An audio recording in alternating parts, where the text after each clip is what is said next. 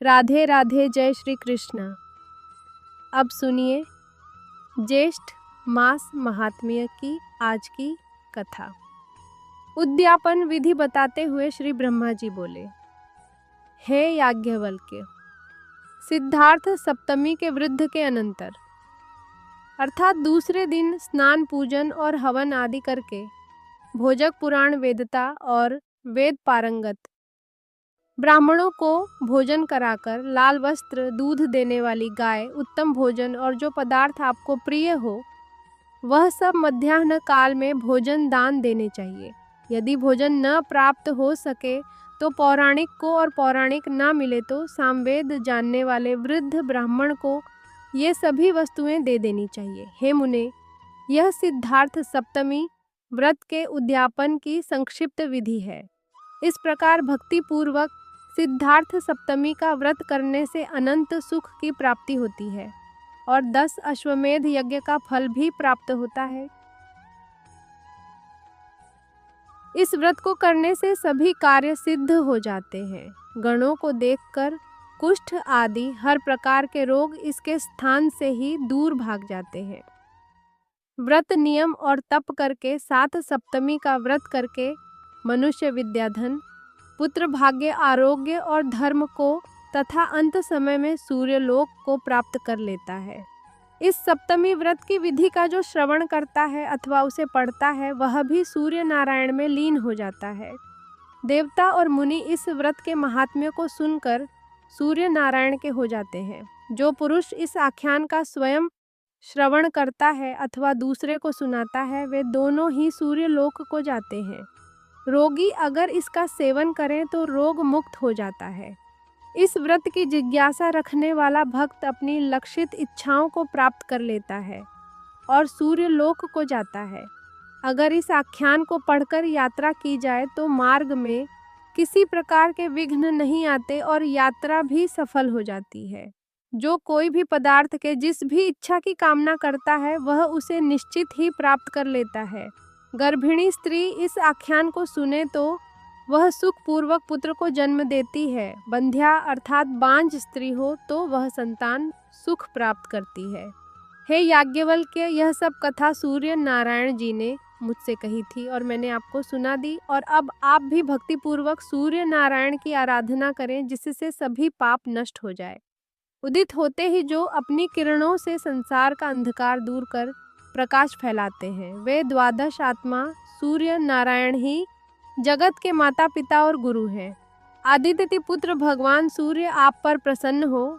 श्री ब्रह्मा जी आगे कहने लगे हैं, याज्ञवल्क्य, भगवान सूर्य जिन नामों के स्तवन से प्रसन्न होते हैं अब मैं उनका वर्णन कर रहा हूँ, ध्यानपूर्वक सुनो। नित्य, रवि अर्थ, भानु, भास्कर, मतंग, मार्तंड तथा व्यवस्वान नामों से युक्त भगवान सूर्य को मेरा नमस्कार है। आदिदेव, रश्मि वाली, दिवाकर, दीप्त, अग्नि तथा मेयर नामक भगवान आदित्य को मेरा नमस्कार है। हे अदिति के पुत्र भगवान सूर्य, आप प्रभाकर, मित्र, गोमती अर्थात किरणों के स्वामी तथा दिग्पति नाम वाले हैं, आपको मेरा नमस्कार है। धाता विधाता, अर्यमा, वरुणा, पूषा, भाग, मित्र, पर्जन्य, अंशुमान नाम वाले भगवान सूर्य को मेरा प्रणाम है। हित, गृत अर्थात संसार का कल्याण करने वाले, धर्म, तपन, हरिहरिताव अर्थात हरे रंग के अश्वों वाले विश्वपति भगवान सूर्य को नित्य मेरा नमस्कार है। ब्रह्मा, विष्णु, महेश आत्म स्वरूप सप्त शक्ति है, सप्तो लोकेश आपको मेरा नमस्कार है। अद्वितीय एक चक्र रथ अर्थात जिनके रथ में केवल एक ही चक्र है। ज्योतिष प्रति है सर्व ब्रांड भूत सभी प्राणियों का भरण पोषण करने वाले आपको मेरा नित्य नमस्कार है। समस्त प्राणी जगत का हित करने वाले शिव और सती, हर प्राप्ति बोध अर्थात कमलों को विकसित करने वाले वेद मूर्ति भगवान सूर्य को नमस्कार है। प्रजापतियों के स्वामी महर्षि कश्यप के पुत्र आपको नमस्कार है। भीम पुत्र और पावक नाम वाले तारा आपको नमस्कार है। आपको नमस्कार है। दृश्य कृष्ण अतिथि पुत्र तथा लक्ष्य नाम वाले भगवान सूर्य को बारंबार नमस्कार है। श्री ब्रह्मा जी ने कहा, याज्ञवल्क्य, जो मनुष्य सायंकाल और प्रातःकाल इन नामों का पवित्र होकर जप करता है, वह मेरे समान ही मनोवांछित फलों को प्राप्त कर लेता है। इस नाम स्तोत्र से सूर्य की आराधना करने पर उसके अनुग्रह से धर्म, अर्थ, काम, आरोग्य, राज्य तथा विजय की प्राप्ति होती है। अगर मनुष्य बंधन में हो तो इसके पाठ से बंधन मुक्त हो जाता है। इसके जप करने से सभी पापों से छुटकारा मिल जाता है। ये जो सूर्य स्तोत्र मैंने तुम्हें बताया है, यह रहस्यमय है। सुमंतो मुनि कहने लगे, हे राजन, श्री ब्रह्मा जी से इस प्रकार उपदेश प्राप्त कर याज्ञवल्क्य मुनि ने सूर्य भगवान की आराधना की, जिसके प्रभाव से उन्हें सालों की भक्ति से मुक्ति प्राप्त हुई। अतः भगवान सूर्य की उपासना करके आप भी उस देव दुर्लभ मोक्ष को प्राप्त कर सकेंगे। राजा शतानिक ने पूछा, हे मुने, जम्बू द्वीप में भगवान सूर्य देव का आदि स्थान रहा है, जहाँ विधि पूर्वक आराधना करने से शीघ्र ही मनोवांछित फल की प्राप्ति हो सके।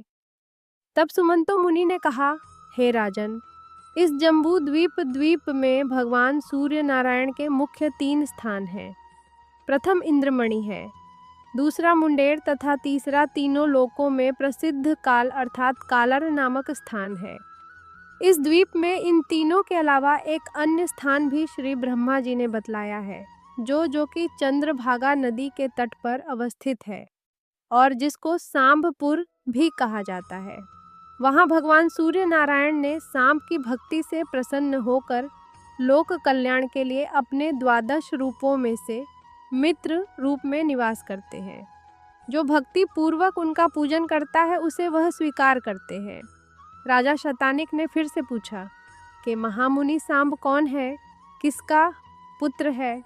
भगवान सूर्य ने उसके ऊपर अपनी कृपा क्यों की, यह भी आप बताने की कृपा करें। तब सुमंतो मुनि इस प्रकार कहने लगे कि राजन, संसार में 12 आदित्य प्रसिद्ध हैं। उनमें से विष्णु नाम के जो आदित्य हैं, वे इस जगत में वासुदेव श्री कृष्ण के रूप में अवतीर्ण हुए हैं।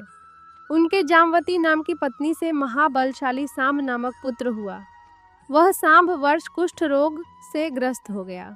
उससे मुक्त होने के लिए उसने भगवान सूर्य नारायण की आराधना की और उसी ने अपने नाम से सांबपुर नाम का एक नगर बसाया और वहीं पर भगवान सूर्य नारायण की प्रथम प्रतिमा स्थापित की। राजा शतानिक ने पूछा, महाराज साहब के द्वारा ऐसा कौन सा अपराध हुआ था जिससे उसे इतना कठोर शाप मिला? थोड़े से अपराध पर श्राप नहीं मिलता। राजा का प्रश्न सुनकर सुमंतो मुनि कहने लगे, हे राजन, इस वृत्तांत का वर्णन हम संक्षेप में कर रहे हैं, आप इसे ध्यान से सुनिए। एक समय रुद्र के अवतार दुर्वासा मुनि तीनों लोकों में विचरण करते हुए द्वारकापुरी में आए, परंतु पीले पीले नेत्रों से युक्त कृश शरीर अत्यंत विकृत रूप वाले दुर्वासा को देखकर सांब अपने सुंदर स्वरूप के अहंकार में आकर उनके देखने, चलने आदि चेष्टाओं की नकल करने लगे। उनके मुख के समान अपना ही विकृत मूर्ख बनाकर उन्हीं की भांति चलने लगे। सांब को रूप और यौवन का अत्यंत अभिमान है, ऐसा समझकर दुर्वासा मुनि को अत्यंत क्रोध आया। और दुर्वासा ऋषि तो वैसे भी अपने क्रोध के लिए जाने जाते हैं। वे क्रोध से कांपते हुए कह उठे कि सांब, मुझे कुरूप और अपने आप को अति रूप संपन्न मानकर तूने मेरा परिहास किया है। जा तू शीघ्र ही कुष्ठ रोग से ग्रस्त हो जाएगा। ऐसे ही एक बार फिर से उपहास किए जाने के कारण दुर्वासा मुनि को फिर शाप देना पड़ा और उसी शाप के कारण सांब से लोहे का एक मूसल उत्पन्न हुआ, जो समस्त यदुवंशियों के विनाश का कारण बना। अतः देवता, गुरु और ब्राह्मण आदि की अवज्ञा बुद्धिमान पुरुष को कभी नहीं करनी चाहिए। इन लोगों के सामने सदैव विनम्र ही बना रहना चाहिए, सदा मधुर वाणी बोलनी चाहिए। राजन, ब्रह्मा जी ने भगवान शिव के सामने जो तो श्लोक पढ़ी थी, क्या उनको आपने नहीं सुना है? यह श्लोकों का हिंदी अनुवाद है।